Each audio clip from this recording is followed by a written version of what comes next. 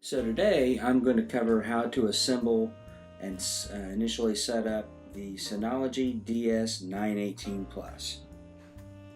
Okay guys, so what I want to show you is just how easy these modules are to install in the bottom here. So it goes in at a bit of an angle, and I like to even show you here, give you a little illustration. So you just push down, not too hard, but push down, make sure it's secure. Lift up on the latch and snap it into place. Again, being very gentle so that we don't bend any pins. Make sure that that is secure. Lift up on the latch, push it into position, and we should be good. And then just pop these back into place and we're done. Now we're ready to install some memory. Okay, so to install the memory on this Synology device, we're going to have to remove all of these drive bays. So removing the drive bays is very, very simple. You lift up on the bottom, that releases the latch, and the whole tray slides out. So then we just repeat the same step, and we'll remove all four.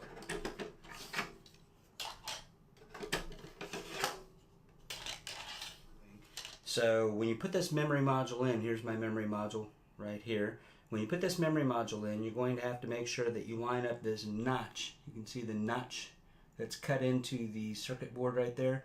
It's going to line up with a bump in the socket that you're going to plug this into.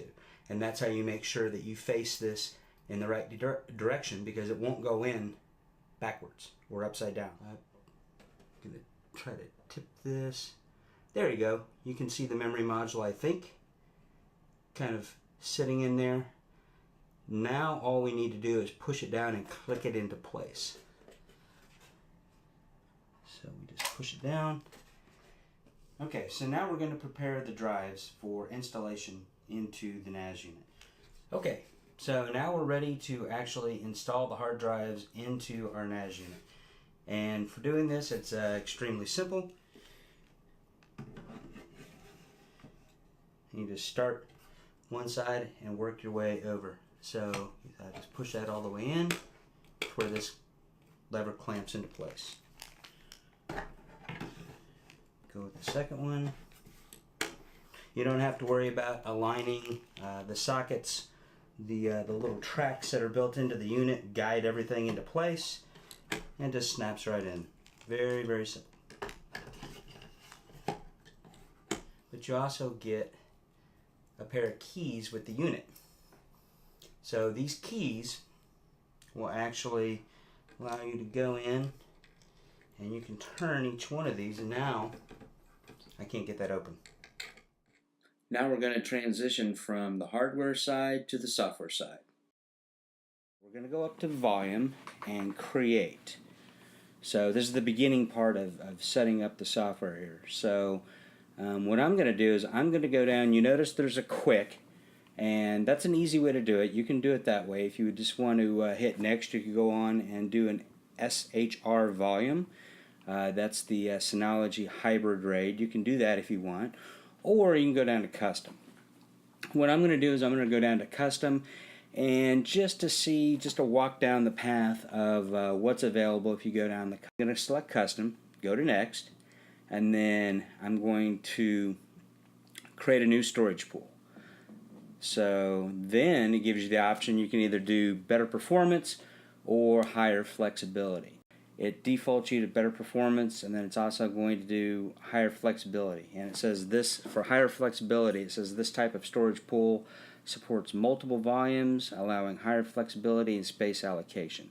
So that's the path I'm going to pick, because I'm actually planning on adding another volume later, where I'm going to put pictures and different things like that on this drive as well, not just movies and things like that. So I'm going to go with the SHR, the Synology hybrid RAID, and I think that's a good option. Again, it gives you great flexibility So we're going to choose that, and then we're going to proceed forward. So now you see all the disks that are loaded in. I put 4 in, so now we're going to go through and do the formatting. Our total storage, you see here, I'm going to have a storage capacity of 10.9 terabytes, and that is having 4 terabyte drives combined together in this RAID. So then we'll go down and click on Next, and then you look at the file format that you can do. And for this, I'm actually going to do the top one, the BTRFS. That's the one they recommend, and I think that's the one that I'm going to select and go with. So I'm pointing to it here. We'll go down to Next, and we'll move on. So then it just gives you a little bit of information about all the settings, shows you the disks that you have, your total space, and now we can click Apply, and it will go through, do a save, and then it should go into actually formatting. So now it's creating the file system.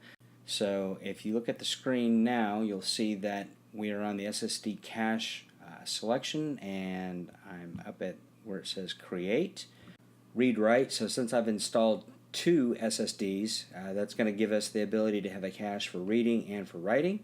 So you see I click on Next, and then we'll put a check mark next to each of our cache devices, and then click on Next, and then choose a RAID type. So as you go through, it's got the other 2 grayed out, so the only RAID it's giving us for this particular configuration that we're doing is RAID 1. So we'll just click Next, and we'll move on. So we'll leave that box checked, and we'll click Apply.